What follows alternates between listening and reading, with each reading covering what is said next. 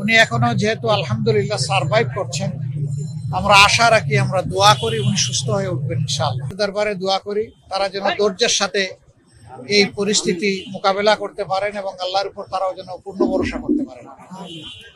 আল্লাহ তাআলার হাতে সবকিছুই আছে। আল্লাহ তাআলা জীবিতকে ধরে নিয়ে যেতে পারেন, আবার মরার মধ্যেও জান দিতে পারেন। উনি এখনো যেহেতু আলহামদুলিল্লাহ সারভাইভ করছেন, আমরা আশা রাখি, আমরা দোয়া করি উনি সুস্থ হয়ে উঠবেন ইনশাআল্লাহ। আপনারা সবাই দোয়া করবেন। আর এখানে হসপিটালের যে ডিসিপ্লিন, আল্লাহ বেগম খালেদা জিয়ার পরিপূর্ণ শেফায় কামেল হাজেলা নসিব করেন। আল্লাহ জলদি সুস্থতা দান করেন এবং আল্লাহ সুস্থতা দান করে। ইয়া আল্লাহ, আপনি মেহেরবানি করে শহীদ প্রেসিডেন্ট জিয়াউর রহমানের বেগমকে আপনি সুস্থ করে দেন। ইয়া আল্লাহ, আপনি তারেকুর রহমানের আম্মাকে সুস্থ করে দেন।